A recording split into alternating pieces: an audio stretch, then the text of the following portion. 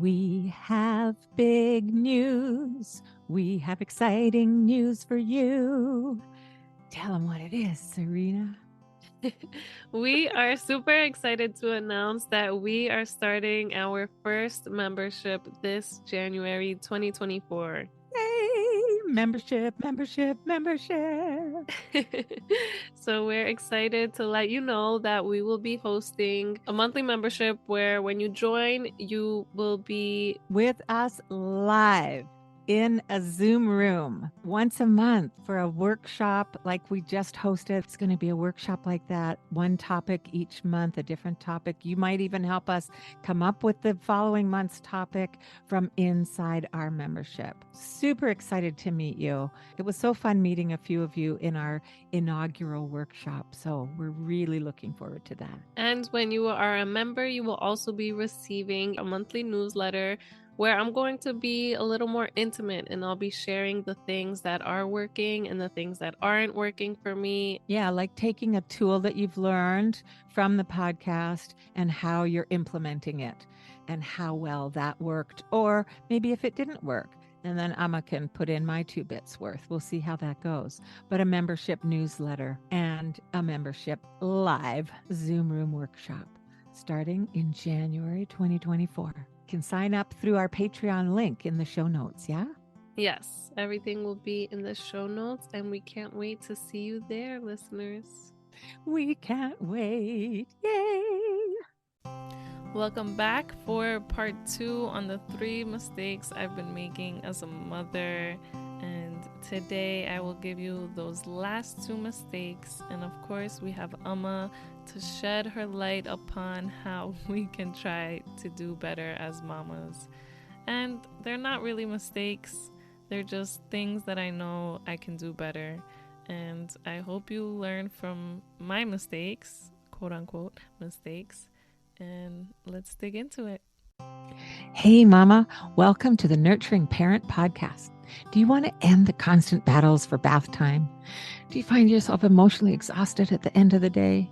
Do you wake up with big hopes for a smooth day of fun with your little ones, only to face an early morning meltdown because you peeled their banana the wrong way? Silly you. Silly you. Hey, I'm Sareena. I'm a mama of 2 little ones, and as a new mama, I constantly questioned myself. I wanted to make sure I was raising respectful kids while also building a strong bond with them. But I discovered that I had to unlearn my ideas that punishment was the way. With Amma Lisa's encouragement, I've been practicing a respectful and gentle parenting approach, which is strengthening our bond as a family. And hi, I'm Amma Lisa. Amma means grandmother in Icelandic. I am a mama and an Amma. And I have over 40 years of experience in childcare and parent coaching. And I am so excited to share the knowledge I've gained over these years with you. Together in this podcast, each week we will explore some easy to implement skills you can add to your parenting tool belt to help you create a happy, thriving family. All right. Your next quote unquote mistake was losing your cool with your kids. Yeah. Yeah.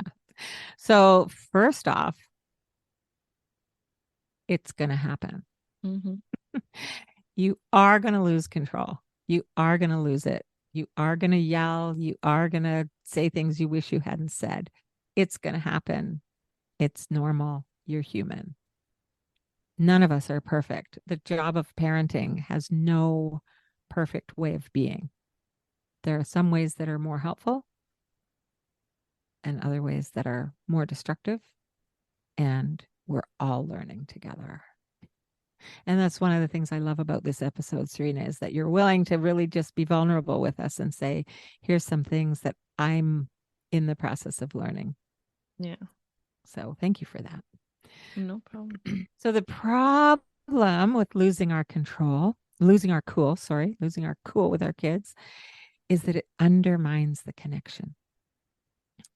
You know from your own experience, either as an adult or as a child, when someone yells at you or verbally attacks you in some way, you don't feel quite so loving and friendly and, compassionate towards that person. There's a whole lot of other feelings that come up, right?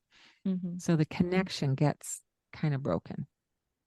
What we want to do, we're going to aim for catching ourselves before we lose it. That's the tricky part. And I've said this before, but it's like when you start to feel that, and it might come up really fast for you. And that's what rage and anger and upset does. It often is like from 0 to 29,000, right? Mm-hmm. Boom, you're there. You've lost it. And after this conversation, you might feel that gas pedal being hit right as it goes boom, right? Mm. Yeah. And then the next time you might feel your foot going to that gas pedal and you're going to lose it. And then the next time you're going to go. Ugh. So every time you notice it, that's the beginning of being able to shift it and change it. Noticing is the first step to change and transformation. I've said that before. I'll say it again. So, what can you do when you feel like you're going to lose it, lose your cool, and setting yourself up for success so that you don't lose your cool? One thing you can do if you have lost it or you're about to lose it, whichever part of the pendulum of learning to change this behavior you're in. So you've just lost it, you've just yelled, you've just said something you don't want to say, or you're about to. I want you to stop talking. Take a really deep breath, put your hand on your heart. Another hand, if you've got two hands to use, you might be holding a child. We don't know. If you Mm-hmm. can, a hand on the heart. If you can, a hand on the belly, one or both, and take a deep breath in. And when you take a deep breath in, your belly extends. We've talked about breathing before. It sounds kind of silly and way too simple. And I just made you yawn. That's awesome. What it does is it resets our nervous system. As soon as you take that deep breath into that belly, the lower part of your belly, okay? Sitting down can help. If you're in a place where you can just sit, that can help. It really does. And sometimes you can't just focus on your belly because your brain wants you to say things or wants you to yell and it's in a reactive mode. So then you can go 2, 4, 6, 8, 10, 12, 14, 16, 18, 20, 20, 18, 17, oh, 18, 16, 15, oh, 18, 16, 14, 12, 10, 8, 6, 4, 2. So count in multiples. Go up and come back down if you can. And you'll notice when I'm in that upset, I can't think about how do I count by twos backwards. And then if you slow it down, you can. Again, it's a very simple but very effective way to calm your nervous system down. And that's what you need to do. When we lose it, when we lose our cool, as you called it, we are in fight or flight.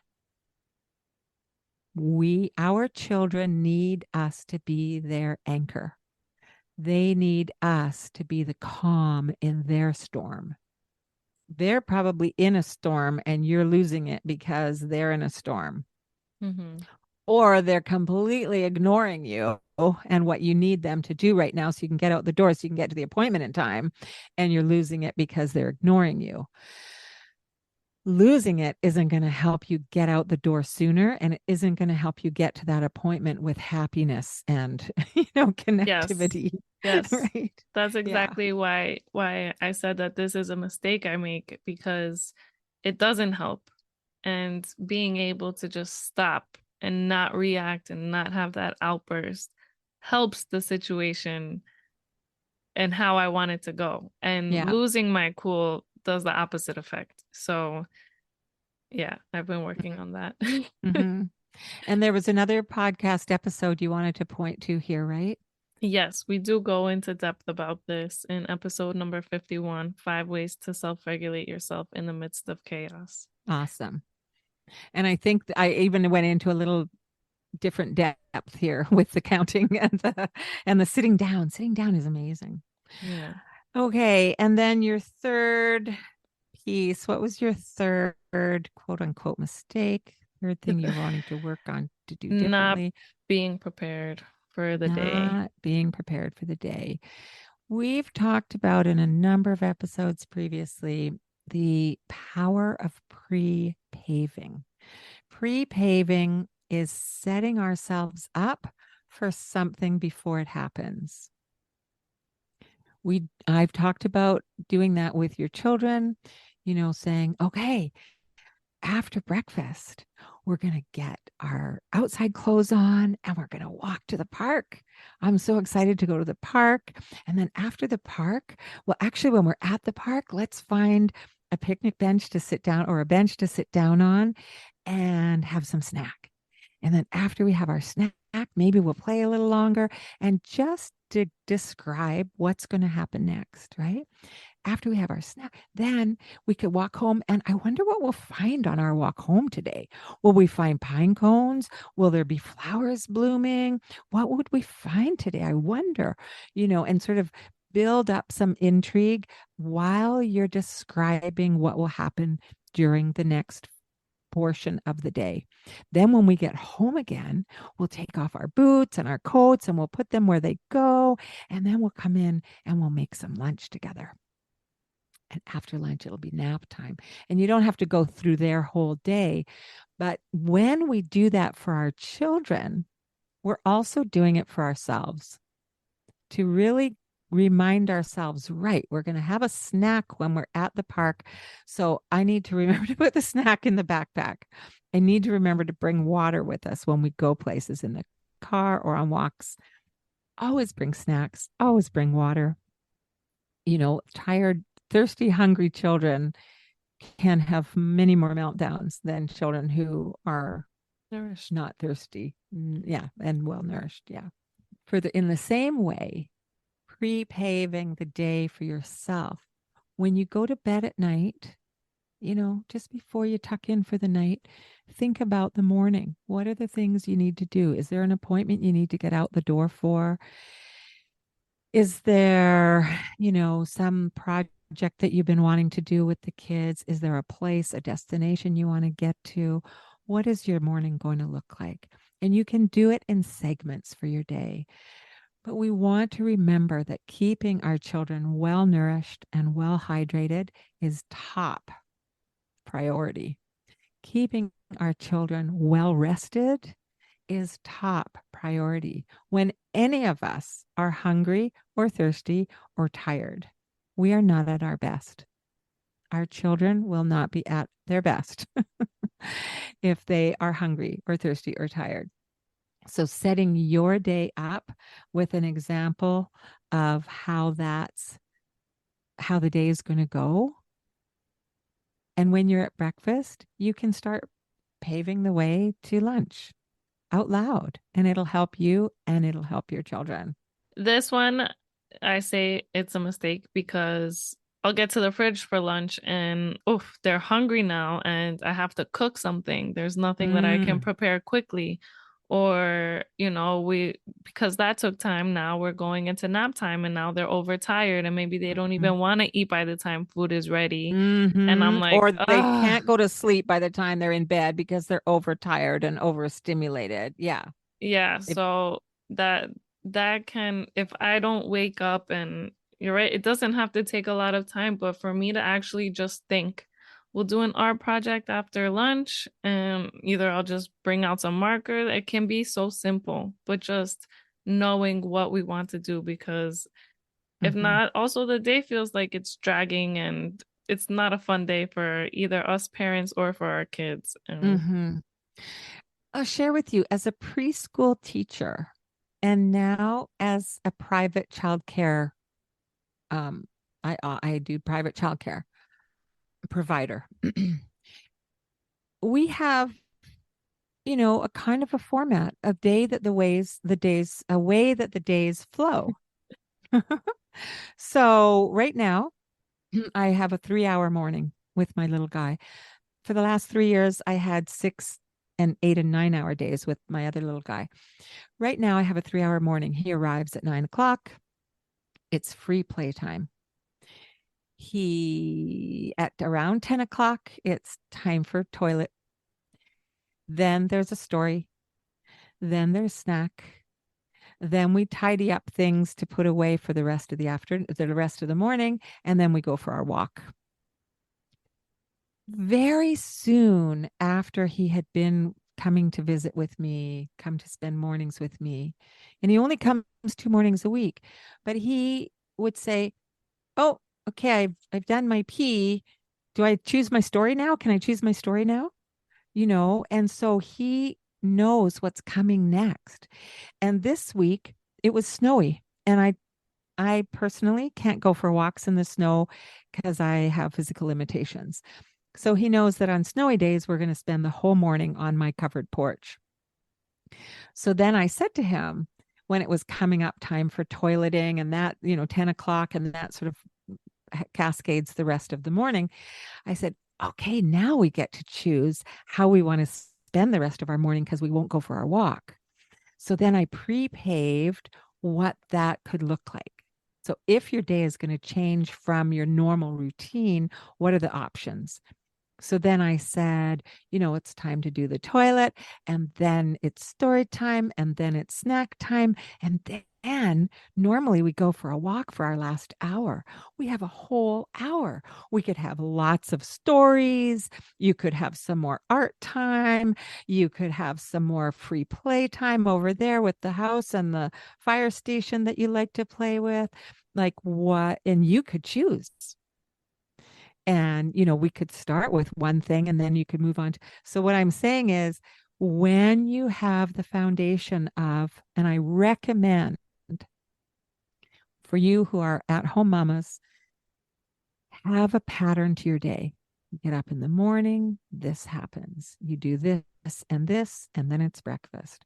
After breakfast, you get your outside gear on and you go for your walk, depending on when their nap times are, right? It's all going to revolve around getting food into them and having nap times. And you Yes. want those to be at regular times because their bodies will adjust and their minds will start to expect those things also. So, yeah, so having those patterns to your day, they rely on them. They come to rely on them. He knows when he arrives, he goes almost every morning. He has a real good look at the new art activities and the new science table activities and the puzzles that I've chosen to put out that day. And he has a look around, and then he goes and plays with the house and the fire station. That's his pattern, right? And at different times he'll do different things, and he'll almost always touch all of those things, but he has his patterning and he's very comfortable with it. Children thrive with regularity and patterns because they get to depend on their days going a certain way.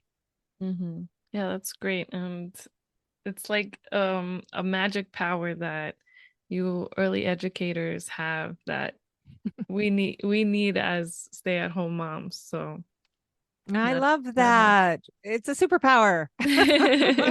Early childhood educator superpower. And really, all it is that we went to school and we learned some stuff about Yeah. how to do stuff, right? Yeah. And think about it. I didn't just have one 2 year old when I worked in my first daycare when I was 20 years old.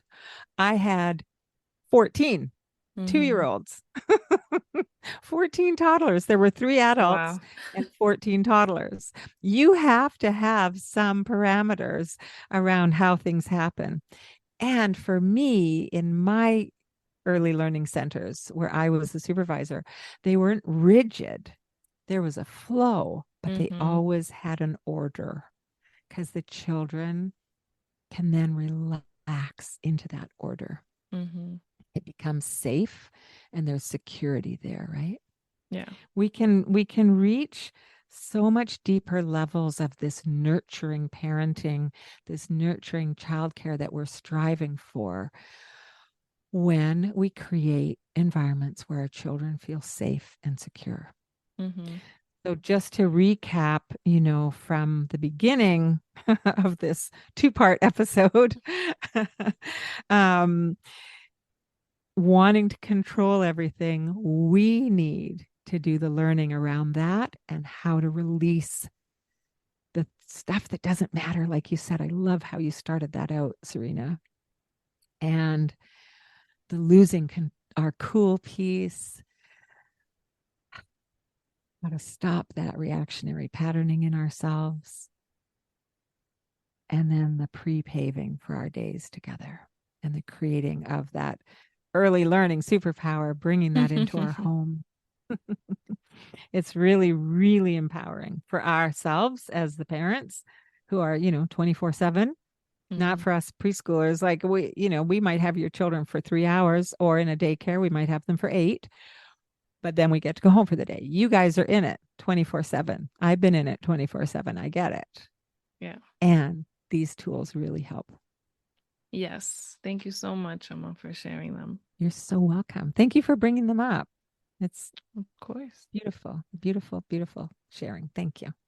All right, mamas, we hope you got some useful tools and that you noticed and you're aware. And like we say, know better, do better. I love that. I don't know where that came up from recently, but you've been saying it and I love it because for me, that's actually what life is all about. I Yes. may not have my own children in my own home full time anymore. And I'll tell you, the life learning has not stopped in my world. Mm-hmm.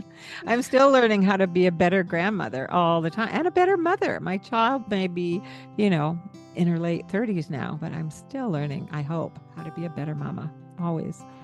Yes. Once a mama, always a mama. All right.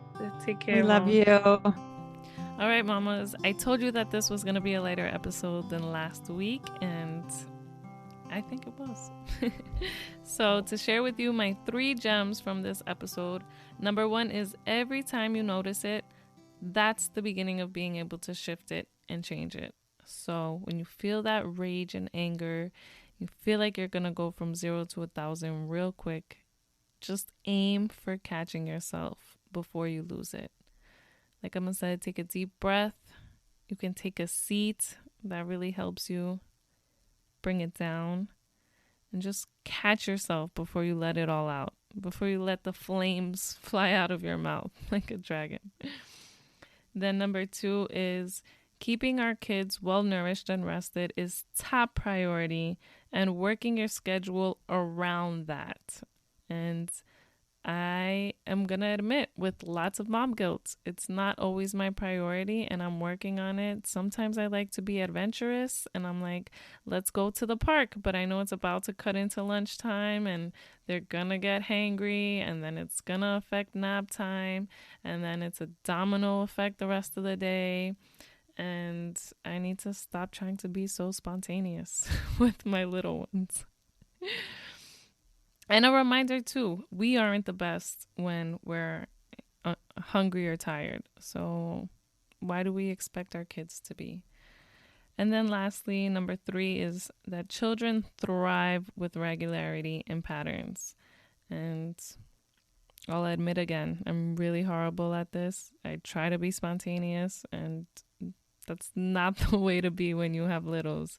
So a schedule seems kind of restricting for me, but just knowing that your days should have a flow and a pattern, and that our kids really do thrive in that. They thrive knowing what's expected of them, what is coming to them in their day. We probably most likely love surprises when they're gifts, but we don't like when they're thrown at us on a daily basis. So let's keep the patterns and the flows for our kiddos. And yeah, good luck, mamas. Hey, Mama. Thank you for being here with us. Appreciate that. Okay, how cute was that? Thanks for being here with us. Hit subscribe to get notified. And hey, did you get anything out of this episode? I know I did. Show some love and send it to your mama friends to bless their day too. And before you run and change that diaper, take 5 seconds and leave us a review saying how much you love us. You'll be helping other mamas find us. Did you know that? And hopefully find answers to the questions that are keeping them awake at night. And if you screenshot your review and DM it to us, you will be entered to win a 1-hour coaching call at a discounted price with Amma Lisa. I can't wait to chat with you. Come hang out with us in our Facebook group or on Instagram. Just click the links in the show notes. And you can direct message us anytime. We would love to chat with you. We also have a buy me a coffee option for a fun way that you can support this podcast for just as much as you care to give. Just click the show support link in our show notes. Thank you. This show. See you next week. You never